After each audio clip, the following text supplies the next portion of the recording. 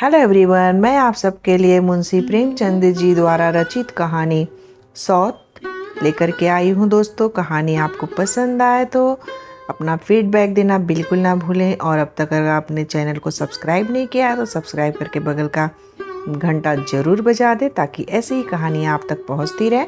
तो चलिए ज़्यादा समय न बिताते हुए कहानी शुरू करते हैं। जब रजिया के 2-3 बच्चे होकर मर गए और उम्र ढल चली तो रामू का प्रेम उससे कुछ कम होने लगा और दूसरे ब्याह की धुन सवार हुई। आए दिन रजिया से बकझक होने लगी। रामू एक न एक बहाना खोजकर रजिया पर बिगड़ता और उसे मारता और अंत को वह नई स्त्री ले ही आया। उसका नाम था दासी। चंपई रंग था, बड़ी बड़ी आँखें, जवानी की उम्र, पीली कुसांगी रजिया भला इस नव यौवना के सामने क्या जचती। फिर भी वह जाते हुए स्वामित्व को जितने दिन हो सके अपने अधिकार में रखना चाहती थी। तिगड़ते हुए छप्पर को धुनियों से संभालने की चेष्टा कर रही थी। इस घर को उसने मर मर कर बनाया है, उसे सहज ही में न छोड़ सकती थी। वह इतनी बेसमझ नहीं है कि घर छोड़कर जी जाए और दासी राज करे। एक दिन रजिया ने रामू से कहा, मेरे पास साड़ी नहीं है, जाकर ला दो। रामू उसके एक दिन पहले दासी के लिए अच्छी सी चुंदरी लाया था। रजिया की मांग सुनकर बोला, मेरे पास अभी रुपया नहीं था। रजिया को साड़ी की उतनी चाह न थी जितनी रामू और दासिया के आनंद में विघ्न डालने की। बोली, रुपए नहीं थे तो कल अपनी चहेती के लिए चुंदरी लाने की क्या आवश्यकता थी। चुंदरी के बदले उसी दाम में 2 साड़ियाँ लाते तो एक मेरे काम ना आ जाती। रामू ने स्वेच्छा भाव से कहा, मेरी इच्छा, जो चाहूँगा करूँगा। तू बोलने वाली कौन है? अभी उसके खाने खेलने के दिन है। तू चाहती है उसे अभी से नोन तेल की चिंता में डाल दूँ? यह मुझसे न होगा। तुझे ओढ़ने पहनने की साध है तो काम कर। भगवान ने क्या हाथ पैर नहीं दिए? पहले तो घड़ी रात उठकर काम धंधे लग जाती थी, अब उसकी डाह में पहर दिन तक पड़ी रहती है। तो रुपए क्या आकाश से गिरेंगे? मैं तेरे लिए अपनी जान थोड़ी ही दे दूंगा। रजिया ने कहा, तो क्या मैं उसकी लौंडी हूँ कि वह रानी की तरह पड़ी रहे और मैं घर का सारा काम करती रहूँ? इतने दिनों छाती फाड़कर काम किया, उसका यह फल मिला, तो अब मेरी बला काम करने आती है। मैं जैसा रहूँगा वैसे ही तुझे रहना पड़ेगा। मेरी इच्छा होगी तो रहूँगी, नहीं अलग हो जाऊँगी। तो तेरी इच्छा हो कर, मेरा गला छोड़। अच्छी बात है, आज से तेरा गला छोड़ती हूँ, समझ लूँगी विधवा हो गई हूँ। रामू दिल में इतना तो समझता था कि यह गृहस्थी रजिया की जोड़ी हुई है। चाहे उसके रूप में उसके लोचन विलास के लिए आकर्षण न हो, संभव था कुछ देर बाद वह जाकर रजिया को मना लेता, पर दासी की कूटनीति में कुशल थी। उसने गरम लोहे पर चोट जमाना शुरू की। बोली, आज देवी किस बात पर बिगड़ रही थी? रामू ने उदास मन से कहा, तेरी चुंदरी के पीछे रजिया महाभारत मचाए हुए है। अब कहती है अलग रहूंगी। मैंने कह दिया, तेरी जो इच्छा हो कर। दासिया ने आंखें मटकाकर कहा, यह सब नखरे हैं, आकर हाथ पांव जोड़े, मनावन करे और कुछ नहीं। तुम चुपचाप बैठे रहो। 2-4 दिन में आप ही गर्मी उतर जाएगी। तुम कुछ बोलना नहीं, उसका मिजाज और आसमान पर चढ़ जाएगा। रामू ने गंभीर भाव से कहा, दासी, तुम जानती हो वह कितनी घमंडिनी है। वह मुँह से जो बात कहती है उसे करके छोड़ती है। रजिया को भी रामू से ऐसी कृतज्ञता की आशा न थी। वह जब पहले किसी सुंदर नहीं, इसलिए रामू को अब उससे प्रेम नहीं। पुरुष चरित्र में यह कोई असाधारण बात न थी, लेकिन रामू उससे अलग रहेगा इसका उसे विश्वास न आता था। यह घर उसी ने पैसा पैसा जोड़े कर बनवाया, गृहस्थी भी उसी की जोड़ी हुई है, अनाज का लेन देन उसी ने शुरू किया।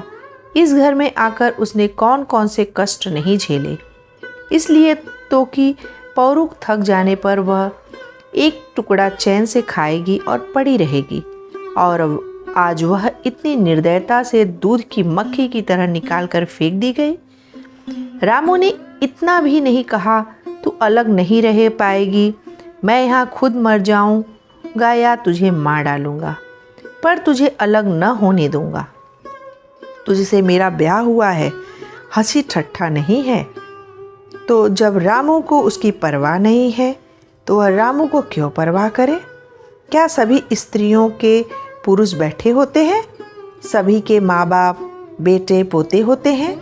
आज उसके लड़के जीते होते तो मजाल थी कि यह नई स्त्री लाते और मेरी यह दुर्गति करते। इस निर्दयी को मेरे ऊपर इतनी भी दया न आई। नारी हृदय की सारी परवशता इस अत्याचार से विद्रोह करने लगी। वहीं आग को मोटी लकड़ी को स्पर्श भी नहीं कर सकती, फूस को जलाकर भस्म कर देती है।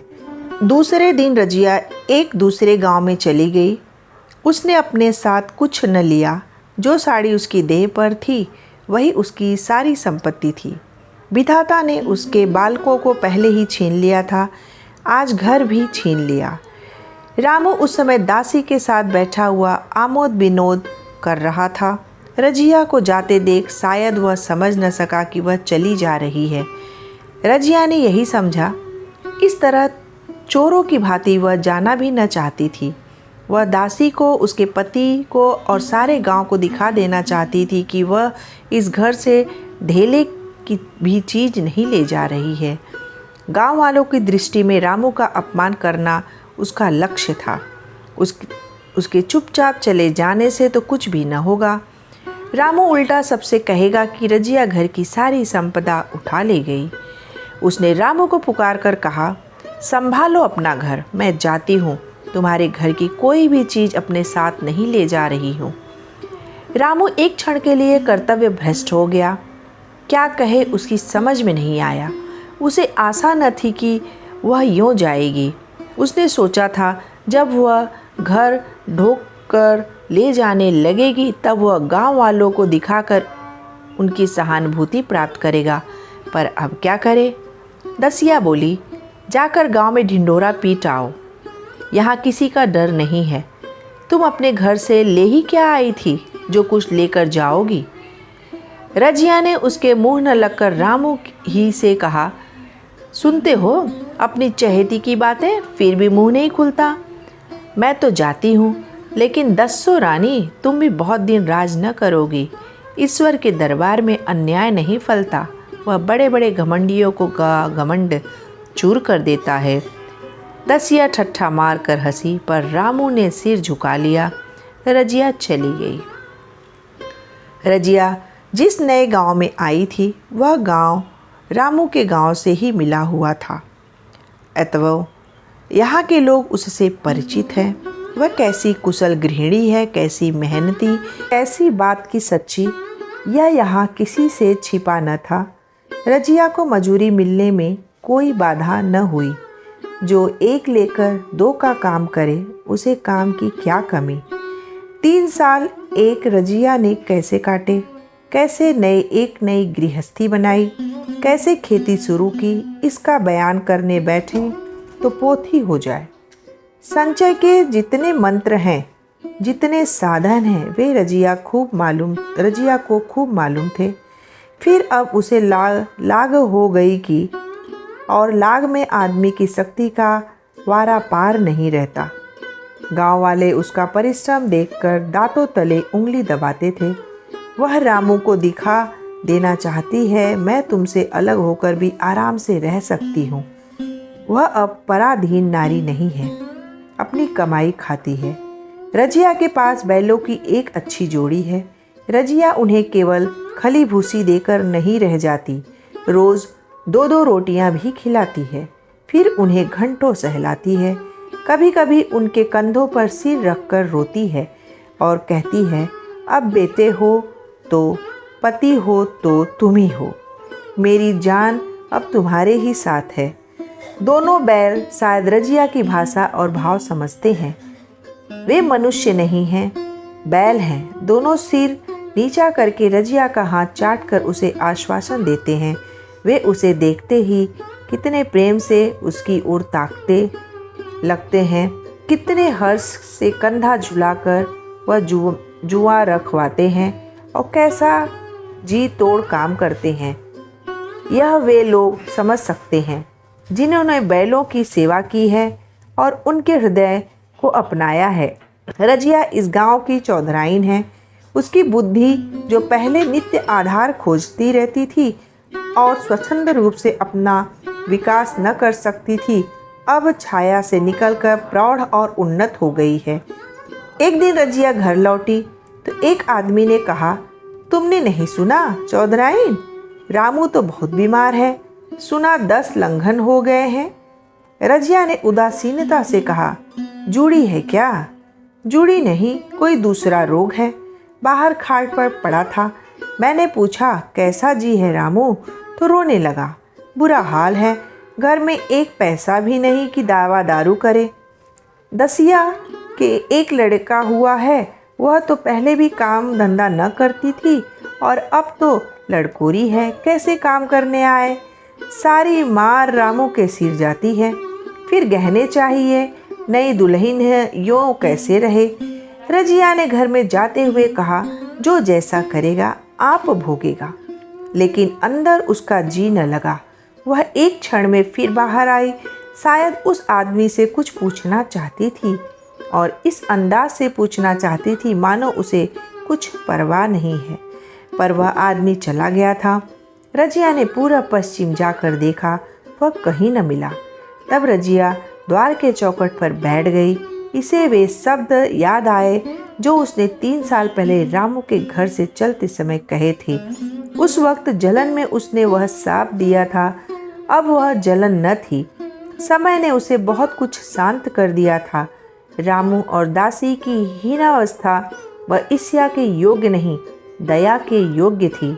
उसने सोचा, रामू को 10 लंघन हो गए हैं तो अवश्य ही उसकी दशा अच्छी न होगी। कुछ ऐसा मोटा ताजा तो पहले भी न था। 10 लंघन ने तो बिल्कुल ही घुला डाला होगा। फिर इधर खेती बाड़ी में भी टोटा ही रहा, खाने पीने को भी ठीक ठीक न मिला होगा। पड़ोसी की एक स्त्री ने आग लेने के बहाने आकर पूछा, सुना रामू बहुत बीमार है, जो जैसी करेगा वैसा पाएगा।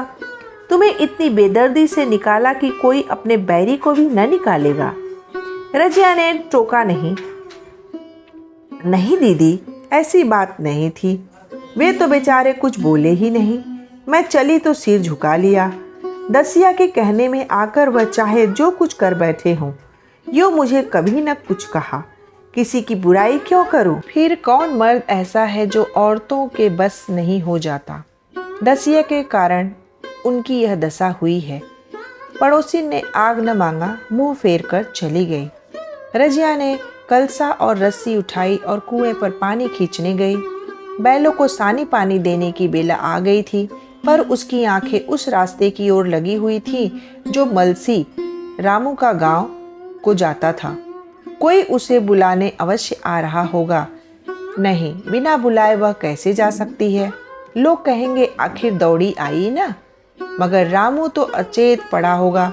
10 लंघन थोड़े नहीं होते। उसकी देह में था ही क्या?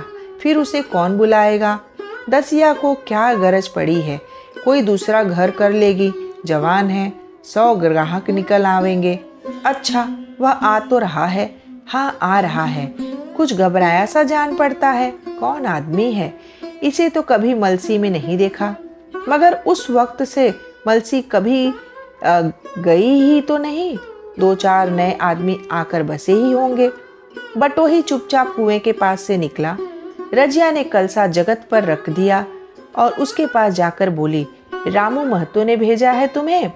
अच्छा तो चलो घर, मैं तुम्हारे साथ चलती हूँ। नहीं, अभी मुझे कुछ देर है। बैलों को सानी पानी देना है, दिया बत्ती करनी है। तुम्हें रुपए दे दूं, जाकर दसिया को दे देना। कह देना कोई काम हो तो बुला भेजे। बटोही रामू को क्या जाने, किसी दूसरे गांव का रहने वाला था। पहले तो चकराया, फिर समझ गया। चुपके से रजिया के साथ चला गया और रुपए लेकर लंबा हुआ। चलते चलते रजिया ने पूछा, अब क्या हाल है उसका? बटोही ने अटकल से कहा, अब तो कुछ संभल रहे हैं। दसिया बहुत रो धो तो नहीं रही है? रोती तो नहीं थी। वह क्यों रोएगी, मालूम होगा पीछे। बटोही चला गया तो रजिया ने बैलों को सानी पानी किया, पर मन रामू की ओर लगा हुआ था। स्नेह स्मृतियों छोटी छोटी तरीकाओं की भांति मन में उदित होती जाती थी। एक बार जब वह बीमार पड़ी थी, वह बात याद आई। 10 साल हो गए, वह कैसे रात दिन उसके सिरहाने बैठा रहता था, खाना पीना तक भूल गया था।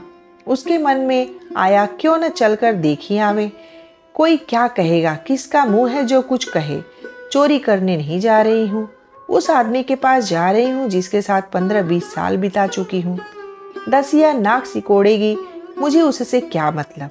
रजिया ने किवाड़ बंद किया, घर मजूर को सहेजा और रामू को देखने चली, कांपती झिझकती, क्षमा का दान लिए हुए। रामू को थोड़े ही दिनों में मालूम हो गया था कि उसके घर की आत्मा निकल गई और वह चाहे कितना जोर करे, कितना ही सिर खपाए, उसमें स्फूर्ति नहीं आती। दासी सुंदरी थी, शौकीन थी और फूहड़ थी। जब पहला नशा उतरा तो ठाए ठाए शुरू हुई। खेती की उपज कम होने लगी और जो होती भी थी वह उटपटांग खर्च में हो जाती थी। ऋण लेना पड़ता था। इसी चिंता और शोक में उसका स्वास्थ्य बिगड़ने लगा। शुरू में कुछ परवाह नहीं की, परवाह करके ही क्या करता, घर में पैसे न थे। अताइयों की चिकित्सा के ने बीमारी की जड़ और मजबूत कर दी और आज 10-12 दिन से उसका दाना पानी छूट गया था। मौत के इंतजार में खाट पर पड़ा करा रहा था और वह दशा हो गई थी जब हम भविष्य से निश्चिंत होकर अतीत में विश्राम करते हैं, जैसे कोई गाड़ी आगे का रास्ता बन पाकर पीछे लौटे। रजिया को याद करके वह बार बार रोता और दासी को कोसता, तेरे ही कारण मैंने उसे घर से निकाला। वह क्या गई, लक्ष्मी चली गई। मैं जानता हूँ अब भी बुलाऊं तो दौड़ी आएगी, लेकिन बुलाऊं किस मुंह से। एक बार वह आ जाती और उससे अपने अपराध क्षमा करा लेती, मैं खुशी से मरता और लालसा नहीं है। सहसा रजिया ने आकर उसके माथे पर हाथ रखते हुए पूछा, कैसा जी है तुम्हारा? मुझे तो आज हाल मिला। रामू ने सजल नेत्रों से उसे देखा पर कुछ कह न सका। दोनों हाथ जोड़कर उसे प्रणाम किया, पर हाथ जुड़े ही रह गए और आंख उलट गई। लाश घर में पड़ी थी। रजिया रोती थी। दसिया चिंतित थी। घर में रुपए का नाम नहीं। लकड़ी तो चाहिए ही, उठाने वाले की जलपान करेंगे ही। कफन के बगैर लाश उठेगी कैसे? 10 से कम का खर्च न था। यहाँ घर में 10 पैसे भी नहीं। डर रही थी कि आज गहन आफत आई। ऐसी कीमती भारी गहने ही कौन थे? किसान की बिसात ही क्या है। 2-3 नग बेचने से 10 मिल जाएंगे, मगर और ही क्या कर सकता है। उसने चौधरी के लड़के को बुलाकर कहा, देवर जी, यह बेड़ा कैसे पार लागे? गांव में कोई ढेले का भी विश्वास करने वाला नहीं। मेरे गहने हैं, चौधरी से कहो इन्हें गिरो रखकर आज का काम चलाएं, फिर भगवान मालिक है। रजिया से क्यों नहीं मांग लेती? सहसा रजिया आंखें पोंछती हुई आ निकली। कान में भनक पड़ी। पूछा, क्या है जोखू, क्या सलाह कर रहे हो? जब मिट्टी उठाओगे कि सलाही की बेला है? हाँ, उसी का सरंजाम कर रहा हूँ। रुपए पैसे तो यहाँ होंगे नहीं, बीमारी में खर्च हो गए होंगे। इस बेचारी को तो बीच मझधार में लाकर छोड़ दिया। तुम लपक कर उस घर चले जाओ भैया, कौन दूर है, पूंजी लेते जाओ।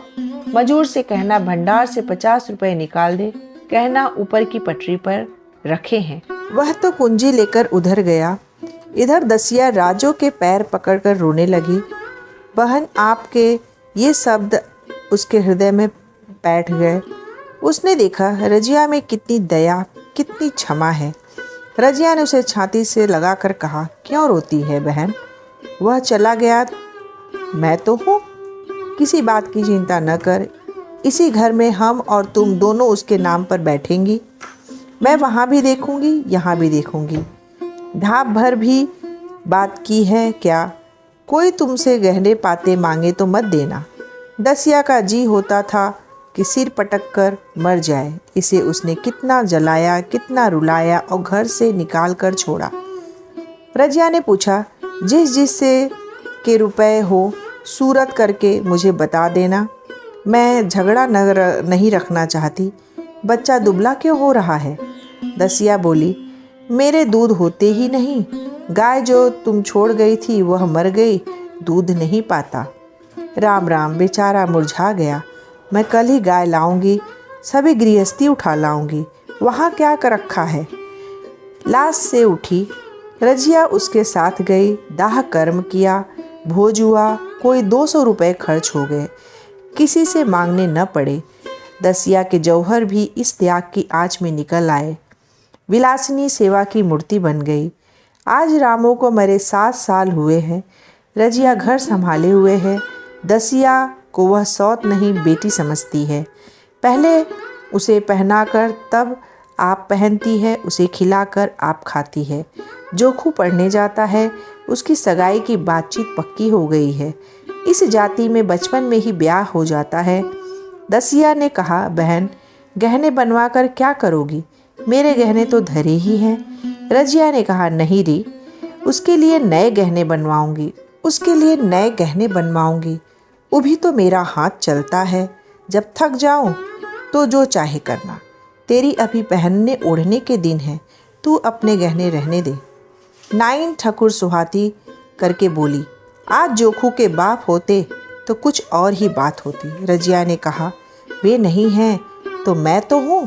वे जितना करते मैं उसका दूगा करूँगी। जब मैं मर जाऊँगी तब कहना जोखू का बाप नहीं है। ब्याह के दिन दसिया को रोते देख रजिया ने कहा, बहू तुम क्यों रोती हो? अभी तो मैं जीती हूँ। घर तुम्हारा है, जैसे चाहे रहो। मुझे एक रोटी दे दो बस। और मुझे क्या करना है? मेरा आदमी मर गया, तुम्हारा तो अभी जीता है। दसिया ने उसकी गोद में सिर रख दिया और खूब रोई। जीजी तुम मेरी माता हो, तुम न होती तो मैं किसके द्वार खड़ी होती? घर में तो चूहे लौटते थे, उनके राज में मुझे दुख ही दुख उठाने पड़े। सुहाग का सुख तो मुझे तुम्हारे राज में मिला। मैं दुख से नहीं रोती, रोती हूँ भगवान की दया पर कि कहाँ मैं और कहाँ यह खुशहाली। रजिया मुस्कुराकर रो दी। तो दोस्तों, यह मुंशी प्रेमचंद जी द्वारा रचित कहानी सौत आपको कैसी लगी? अपना फीडबैक मुझे कमेंट बॉक्स में लिख करके ज़रूर बताइएगा। और कहानी पसंद आई हो तो अपने फैमिली फ्रेंड में ज़रूर शेयर कर दीजिए। और ऐसी ही नई नई कहानियों के लिए चैनल को सब्सक्राइब नहीं किए हैं तो सब्सक्राइब करके बगल का घंटा ज़रूर बजा दीजिए। अगले वीडियो में फिर मैं प्यारी सी एक कहानी लेकर के आऊँगी दोस्तों। तब तक के लिए टाटा बाय बाय।